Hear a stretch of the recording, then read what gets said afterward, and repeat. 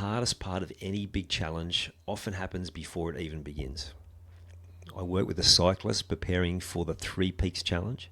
It's a grueling 235 kilometre ride ending with the infamous WTF corner. In the weeks leading up, her head was full of self-doubt. She was scrolling through Facebook groups that were full of negativity and stressing about the unfavourable weather forecast, even talking herself down with her own words. Together, we worked on changing the language she used, cutting out that unhelpful noise, and using visualization to build belief. This isn't just about cycling. Whether it's a big presentation, an important meeting, any moment that matters to you, the same strategies apply. Shift your language, choose what voices you listen to, and picture yourself succeeding before you step up. That's how you overcome self-doubt and face your own WTF corner with confidence. I'm Ian Hawkins, and this is Sport is Life. The purpose of sport as I see it is to see your vision become a reality. Find your voice, create strong connections, and learn to trust your body.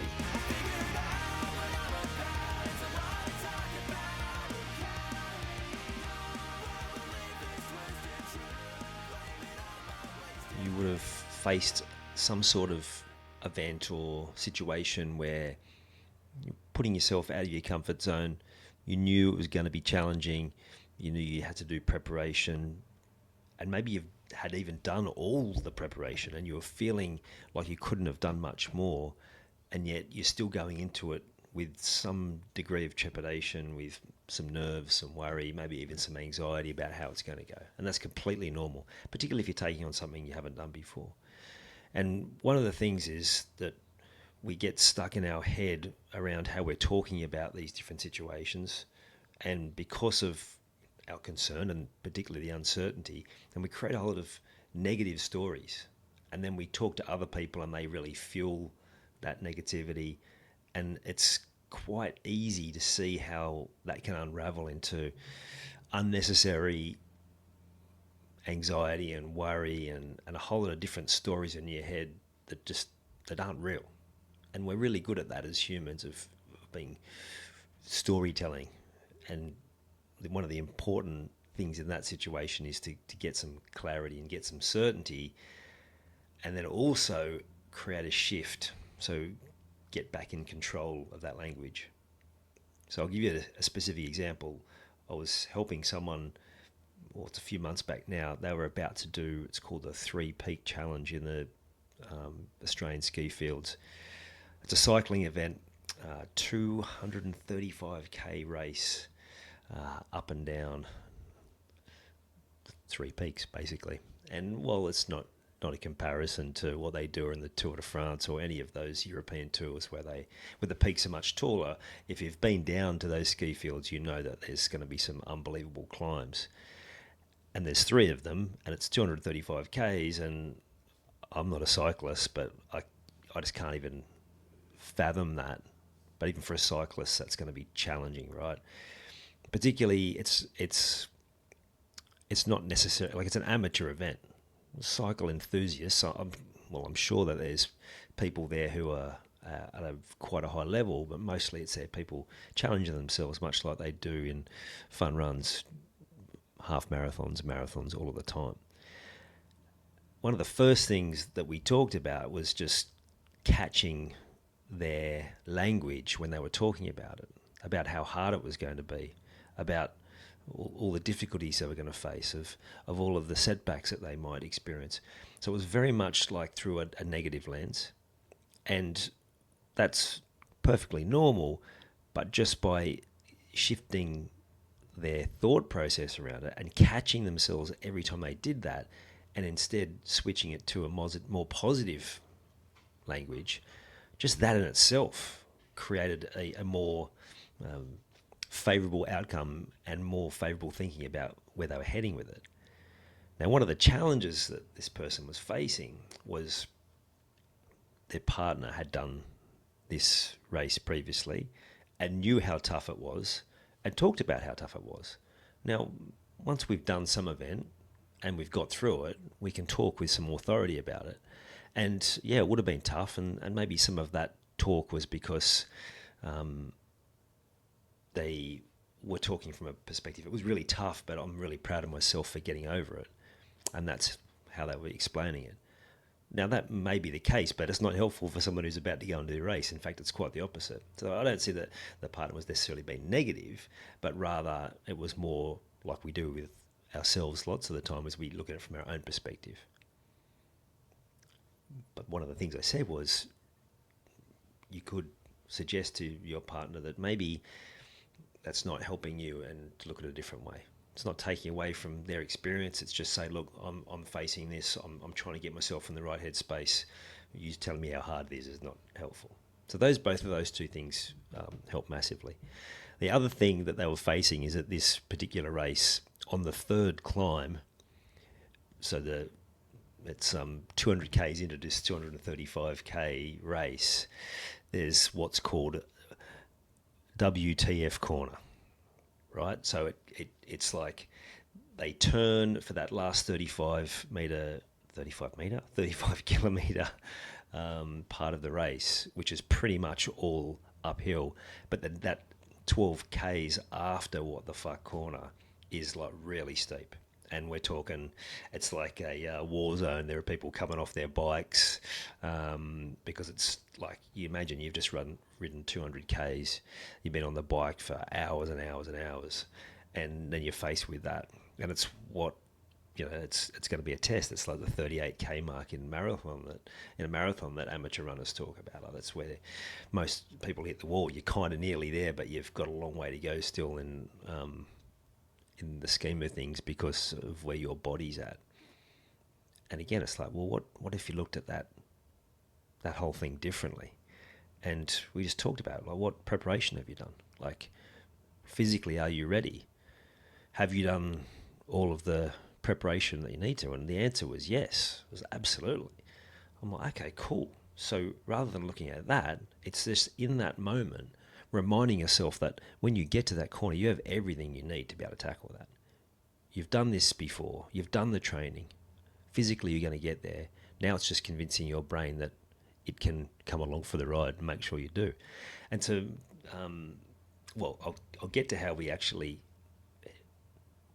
did something to make sure she got through that. But another challenge was that she was on the Facebook page for this event, and there are a lot of nervous people there talking about all of their fears and their worries about that corner. And then also, add on top of that, there was a really bad weather forecast coming up. So, as you can imagine, in that part of the world, weather can be unpredictable, but it was going to be really windy, it was going to be really wet, which it was. And so that was adding to the drama and the worry and the anxiety that people were getting about the whole event. And that's one of the things we talked about. Get off the Facebook group. Don't add all of that to your mind. And instead what we did was come up with a visualization with all of these challenges that then she listened to leading up to the event, that was retraining her mind and her thinking, so that when she hit that corner, she'd already mentally prepared for it. And all of the messages that she needed to hear, she'd heard them again and again as she'd visualized going through this moment. So if you think about, if you've watched the aerial skiers just before they go, there's what else have we got? Something like the BMX, the slalom kayakers. They all do this visualization process, and you can see them just as they stand at the top there, ready to go. Not only are they visualizing it, that you can see their bodies kind of move with the visualization, and what that's doing is preparing the mind. It's like mental practice as well. So you do enough repetitions of the mental side, like with the physical, then the moment actually becomes much easier. So did the visualization. They listened to this for a few weeks in the lead up, and they were there with a friend, and they noticed just how the contrast between how they approached it and how their friend did in the lead up, the talk beforehand, how the event went for each of them, and how they dealt with it versus their friend. And not that there was like anything disparaging about the friend, but she was just able to see the contrast because she'd shifted into a more positive way of thinking. She could see how much better she was coping with it, and how much better she was dealing with it, and how much better she actually went in the event because of that positive thinking that she'd brought into it from all of the work that we'd done previously. The shift in the thinking, the shift in that internal dialogue, the visualization, not only physically ready, mentally ready, emotionally ready to take it on. And so she was so happy that she'd done her best in that event, with a few different setbacks. Like, you know, there's some days when any sporting thing where someday you just turn up and you've got energy and you just feel amazing, and sometimes you don't. I think she was saying, it's a while back now, but I'm pretty sure she was saying her friend just had one of those days where she didn't wake up with full of energy and all those sorts of things. That sometimes can be a lottery, but as much as you can prepare yourself for these events, and sometimes when the setbacks come, which they will, then you can navigate them. So it's not like this person came away from the event going, I absolutely nailed that, but they came away completely satisfied that on the day they'd given absolutely everything they could for their best possible result. And that's, what else do we want from ourselves? And what else do we want if we're a fan doing the same? We want to know we gave it our best and walk away satisfied. And as a fan, or even as a supporter, if like you're supporting a family member or as a parent of someone, you just want to feel like that person gave it their best. They gave a best account of themselves. Because again, as we're there for someone else, we know what someone's capable of, and we want to see them do the best that they can. And the important part from today that I want you to take away is just how powerful a tool your mind is to get you in the right possible state to do your best work. So yes, by all means, you need to do the physical repetition. You need to practice and train the physical body, your muscles, like every part of your body. But you also need to train the mental muscle. You need to strengthen the emotional muscle to make sure that those parts of you are in the best possible state to take on whatever it is. And this doesn't even have to be a physical event. If you've got to speak in front of an audience for the first time, if you need to go and take on a situation with a group of people you're not that familiar with, or maybe sometimes it is people that you are very familiar with, a family or a friend environment that you know may have some personalities that might be challenging. Apply it to anything, but the more you can do that mental rehearsal and bring that part of you along for the ride, so you know that you're in the absolute best state that you can be, then that's when you're going to be getting the absolute best results. And if you have an event coming up or something coming up and you would like me to do a visualization and you take the time to message me, then I'll put together something for you for free as a thank you for listening, and so that you can get an experience of what it's like to work with that mental side.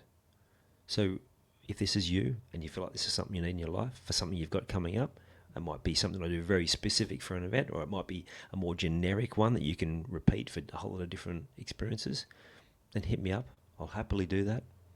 And be interested to hear what people are going through, what they need help with, and find out how they went on the other side of that, so that, who knows, maybe one day I'll be talking about your experience here on the pod. Have an awesome day. You've taken the time to listen to this whole episode. Now it's time to take action. Commit to one thing you've learned today and make it happen. And to avoid any obstructions, join the Sport is Life movement by clicking on the link in the show notes.